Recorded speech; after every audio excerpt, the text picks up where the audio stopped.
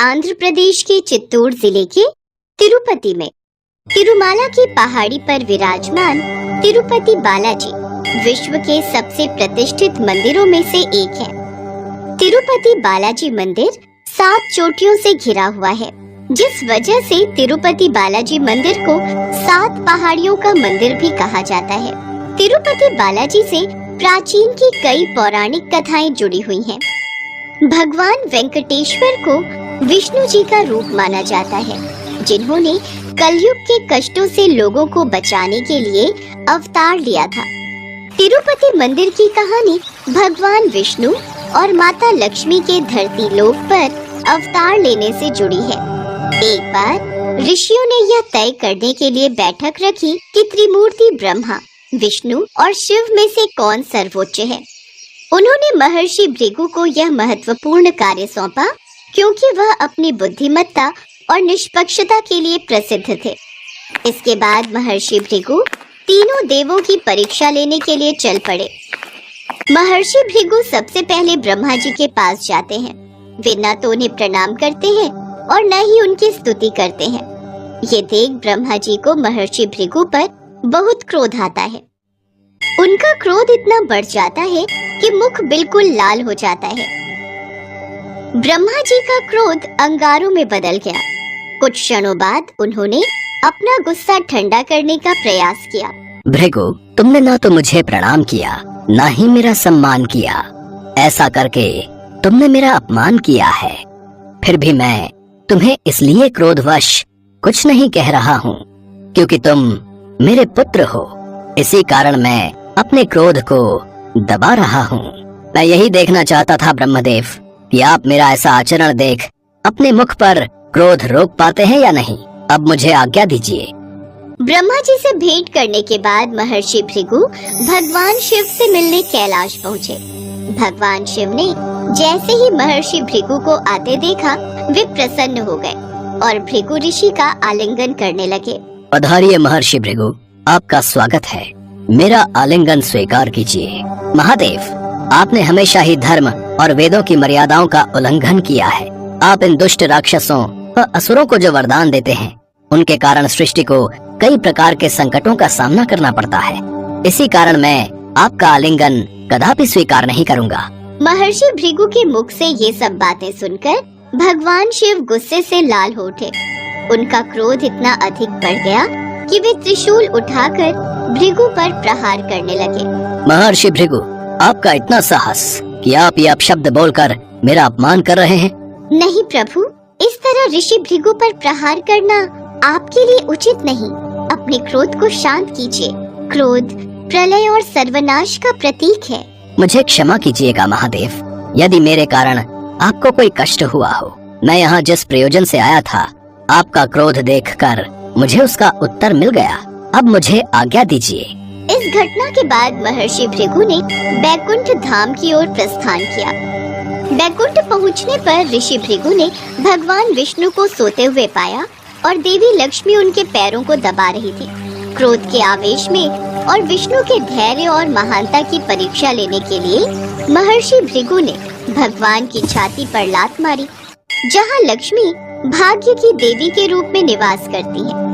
भगवान विष्णु ने अपने नेत्र खोले और ऋषि भृगु के पैर पकड़कर बोले, प्रिय ऋषि भृगु, यदि मैंने आपको कोई असुविधा पहुंचाई हो तो मैं क्षमा चाहता हूँ। कृपया मुझे आपके मेरी छाती पर प्रहार करने के कारण आपके पैर में होने वाले दर्द को कम करने दीजिए। भगवान विष्णु की विनम्रता और क्षमा से स्तब्ध ऋषि भृगु अपने कृत्य के लिए पश्चाताप से भर गए। भगवान विष्णु महर्षि प्रभु के चरणों को दबाने लगे।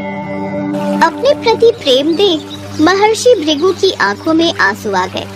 उन्होंने महसूस किया कि भगवान विष्णु सर्वोच्च देवता थे, जो सभी प्राणियों के लिए सहिष्णुता, क्षमा और सुरक्षा के प्रतीक थे। महर्षि भृगु बिना कुछ बोले वहां से वापस लौट आए। उन्हें अपने प्रश्न का उत्तर मिल चुका था, परंतु महर्षि भृगु के इस तरह के व्यवहार से देवी लक्ष्मी क्रोधित हो गयी। वे अपने निवास स्थान भगवान विष्णु की छाती के प्रति ऋषि के अनादर पूर्ण कृत्य से प्रसन्न नहीं थी। वे भगवान विष्णु से रूठ गईं और उनका और बैकुंठ का त्याग करके पृथ्वी लोक पर आ गई और वहाँ तपस्या में लीन हो गई। भगवान विष्णु भी उन्हें ढूंढने के लिए बैकुंठ छोड़कर धरती पर आ गए। उन्होंने माता को जंगलों और पहाड़ियों पर ढूंढा, लेकिन माता लक्ष्मी कहीं नहीं मिली। बाद में भगवान विष्णु एक पहाड़ी पर रहने लगे, जिसे आज वेंकटाद्रि के नाम से जाना जाता है। कहा जाता है भगवान विष्णु श्रीदास के रूप में चींटियों की बांबी में विश्राम करने लगे।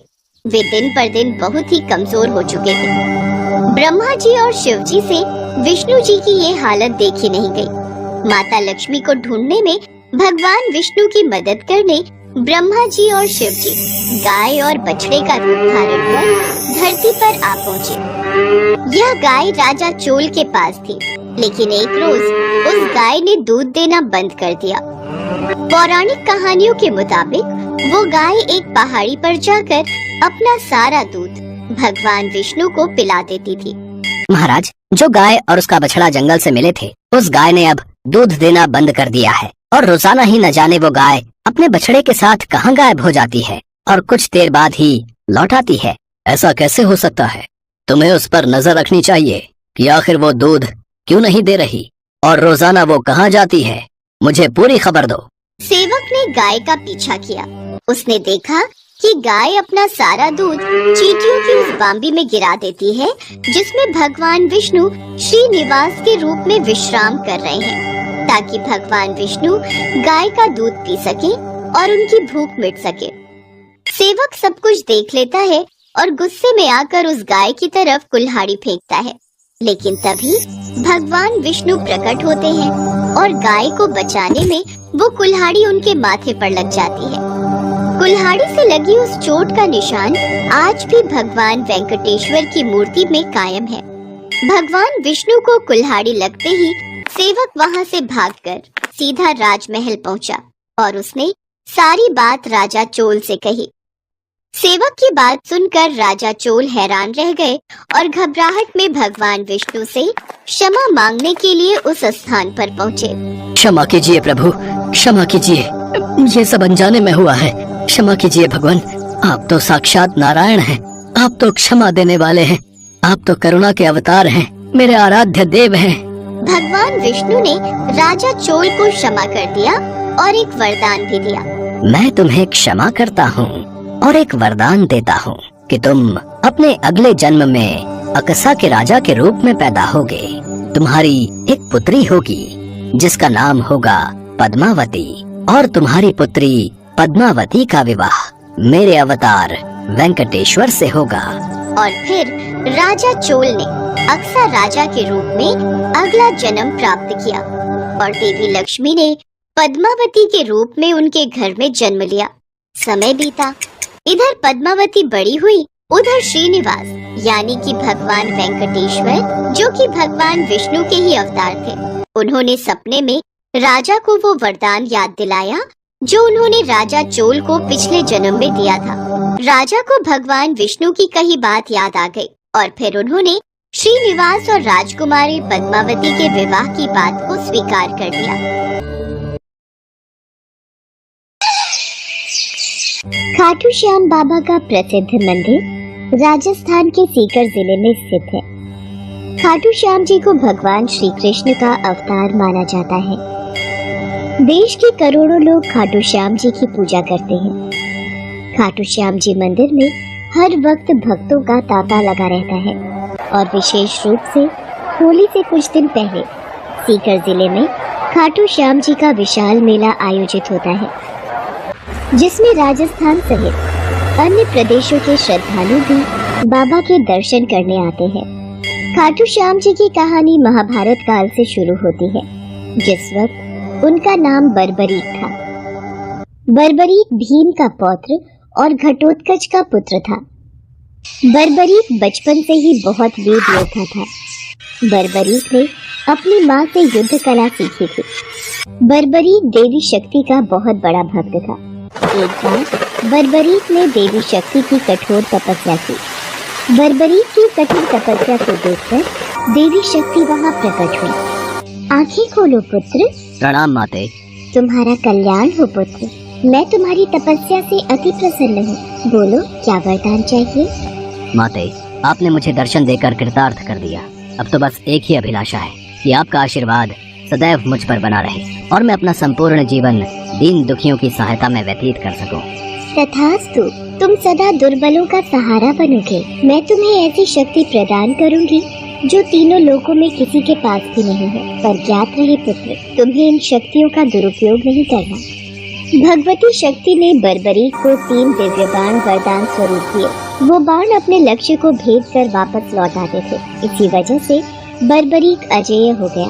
बर्बरीक अपनी माता के पास पहुंचा और देवी शक्ति के दिए वरदानों के बारे में बताया। माँ, मैं भी कौरव और पांडव के युद्ध में जाना चाहता हूँ। मेरी युद्ध में जाने की बहुत इच्छा है। पुत्र बर्बरीक, मैं जानती हूँ तुम एक महान योद्धा हो, इसलिए मैं तुम्हें रोकूंगी नहीं। पर मुझे वचन दो कि तुम हारे का सहारा बनोगे। तुम युद्ध में हारने वाले की तरफ से लड़ोगे।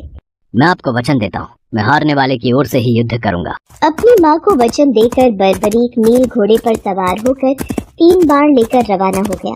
भगवान कृष्ण तो अंतर्यामी है, वो ये सब लीला होते देख रहे थे। भगवान कृष्ण जानते थे कि बर्बरीक केवल हार रही सेना की तरफ से लड़ेगा, और वो ये भी जानते थे कि कौरवों को भी बर्बरीक के इस वचन के बारे में पता है। बर्बरीक कौरवों का सहयोग कर पांडवों का विनाश कर देगा। इस प्रकार जब वो कौरवों की तरफ से लड़ेगा तो पांडवों की लड़ रही सेना कमजोर हो जाएगी। उसके बाद वो पांडवों की सेना में चला जाएगा। इस तरह वो दोनों सेनाओं में घूमता रहेगा। श्री कृष्ण को पता था अगर बर्बरीक इस युद्ध में शामिल हुआ तो कोई भी सेना नहीं जीत पाएगी और अंत में कौरव पांडव दोनों का विनाश हो जाएगा और केवल बर्बरीक शेष रह जाएगा। इसलिए रास्ते में ही श्री कृष्ण ने ब्राह्मण का वेश धारण कर बर्बरीक को रोका। बर्बरीक को रोकने का अब एक ही उपाय है। मुझे बर्बरीक से उसके शीश का दान मांगना होगा। हे महावीर योद्धा, तुम कौन हो? ये कुरुक्षेत्र की रणभूमि है। तुम कौरवों और पांडवों के युद्ध में क्या कर रहे हो? हे ब्राह्मण देव, मैं घटोत्कच का पुत्र बर्बरीक हूँ। मेरा प्रणाम स्वीकार कीजिए। मैं महाभारत के युद्ध में सम्मिलित होने आया हूँ। ऐसा कैसे हो सकता है? तुम मात्र 3 बाण से युद्ध में सम्मिलित होने जा रहे हो? ब्राह्मण देव, ये बाण कोई साधारण बाण नहीं है। इनमें से मात्र 1 बाण भी शत्रु सेना को परास्त करने के लिए पर्याप्त है, और ऐसा करने के बाद बाण वापस तरकश में ही लौट आएगा। अच्छा, तो फिर इस पीपल के पेड़ के सभी पत्रों को छेद कर दिखलाओ। बस इतनी सी बात ब्राह्मण देव। बर्बरीक ने ब्राह्मण रूपी श्री कृष्ण की चुनौती स्वीकार कर ली और ईश्वर को स्मरण कर पेड़ के पत्तों की ओर बाण चलाया। बाण ने क्षण भर में पेड़ के सभी पत्तों को भेद दिया और श्री कृष्ण के पैरों के इर्द गिर्द चक्कर लगाने लगा, क्योंकि एक पत्ता उन्होंने अपने पैर के नीचे छुपा लिया था। ब्राह्मण राज, अपना पैर यहाँ से हटा लीजिए, वरना ये तीर आपके पैर को भेद देगा। ये तीर बिना लक्ष्य पूरा किए वापस तरकश में नहीं लौटते। बर्बरीक के तीर अचूक हैं, लेकिन अपने निशाने के बारे में खुद बर्बरीक को भी पता नहीं रहता है। असली रणभूमि में अगर मैं सभी पांडव भाइयों को अलग अलग कहीं छिपा भी दूंगा ताकि वो बर्बरीक का शिकार होने से बच जाएं, तब भी बर्बरीक के तीरों से कोई नहीं बच पाएगा। इन अचूक तीरों से कोई नहीं बच सकता है। हे वीर योद्धा, मैं तुम्हारे साहस की सराहना करता हूँ। मैं तुमसे दान स्वरूप कुछ मांगना चाहता हूँ। ब्राह्मण महाराज, यदि मेरे वश में होगा तो मैं आपकी इच्छा स्वरूप दान की अभिलाषा जरूर पूर्ण करूंगा। मैं वचन देता हूँ, आप मुझसे दान में जो भी मांगेंगे मैं आपको मना नहीं करूंगा। मुझे तुम्हारा शीश दान चाहिए, क्या तुम ऐसा कर सकते हो? आप कौन हैं? मुझे अपना परिचय दीजिए। आप मुझे ब्राह्मण नहीं दिखाई देते। कृपया करके मुझे अपने वास्तविक रूप से अवगत कीजिए। बर्बरीक की प्रार्थना करने पर भगवान कृष्ण अपने रूप में आ जाते हैं। बर्बरीक उन्हें प्रणाम करता है। वासुदेव कृष्ण, आप स्वयं मेरे शीश दान की अभिलाषा हेतु आए हैं। बर्बरीक, युद्ध भूमि की पूजा के लिए एक वीरवर क्षत्रिय के शीश के दान की आवश्यकता होती है, और तुम महावीर महायोद्धा हो, अतएव मैं तुमसे शीश दान मांगता हूँ। हे वासुदेव कृष्ण, मैं आपको शीश दान अवश्य दूंगा, पर मेरी 2 इच्छाएं हैं। पहली ये कि मेरी देह को आप स्वयं अग्नि देंगे, और दूसरी इच्छा ये कि मैं अंत तक इस युद्ध को देखना चाहता हूँ। ऐसा ही होगा वीर शीशदानी बर्बरीक। कलयुग में लोग तुम्हें हारे का सहारा बोलेंगे, तुम्हें श्याम नाम से पुकारेंगे। मेरे नाम से ही तुम्हारी कलयुग में पूजा की जाएगी। कलयुग में खाटू श्याम नाम से तुम्हारी पूजा होगी। फाल्गुन माह की द्वादशी को बर्बरीक ने अपने शीश का दान दिया। बर्बरीक को ब्रह्मा जी का श्राप था कि उनकी मृत्यु पृथ्वी लोक पर भगवान कृष्ण के हाथों ही होगी, तभी वो श्राप मुक्त हो सकता है। बर्बरीक का सिर युद्ध भूमि के समीप ही एक पहाड़ी पर सुशोभित किया गया, जहां से बर्बरीक ने संपूर्ण महाभारत का युद्ध देखा। युद्ध की समाप्ति पर पांडवों में ही आपसी बहस होने लगी कि युद्ध में विजय का श्रेय किसको जाता है। इस पर श्री कृष्ण बोले, तुम सबको आपस में विवाद में पड़ने की कोई आवश्यकता नहीं है। बर्बरीक का शीश संपूर्ण युद्ध का साक्षी है, अतएव उससे बेहतर निर्णायक भला कौन हो सकता है। ठीक है वासुदेव, फिर हम इस निर्णय को जानने के लिए बर्बरीक के पास ही चलते हैं। पौत्र बर्बरीक, तुमने तो युद्ध को बहुत ध्यान से देखा है, क्या तुम बता सकते हो हम सब वीरों में से इस युद्ध को जीतने का श्रेय किसे जाता है? श्री कृष्ण ने ही युद्ध में विजय प्राप्त कराने में सबसे महान कार्य किया है। उनकी शिक्षा, उनकी उपस्थिति, उनकी युद्ध नीति ही निर्णायक थी। मुझे तो युद्ध भूमि में सिर्फ वासुदेव कृष्ण का सुदर्शन चक्र घूमता हुआ दिखाई दे रहा था, जो कि शत्रु सेना को काट रहा था। इस धर्म युद्ध को जीतने का संपूर्ण श्रेय भगवान श्री कृष्ण को ही जाता है। वीर बर्बरीक, तुम धन्य हो, तुमने बिल्कुल सही निष्कर्ष दिया। इसके पश्चात सभी पांडव बर्बरीक के निर्णय की सराहना करते हैं और भगवान कृष्ण से क्षमा मांगते हैं, क्योंकि वो जानते थे यदि स्वयं वासुदेव न होते तो ये धर्म युद्ध जीतना असंभव था। धर्म की विजय स्वयं वासुदेव कृष्ण के कारण ही हुई थी। भगवान कृष्ण के आशीर्वाद से बर्बरीक को कलयुग में श्याम नाम से पुकारा जाने लगा। आज भी खाटू श्याम जी महाराज के अनेकों भक्त रोजाना उनके दर्शन करने जाते हैं और उनसे मन वांछित फल की प्राप्ति करते हैं।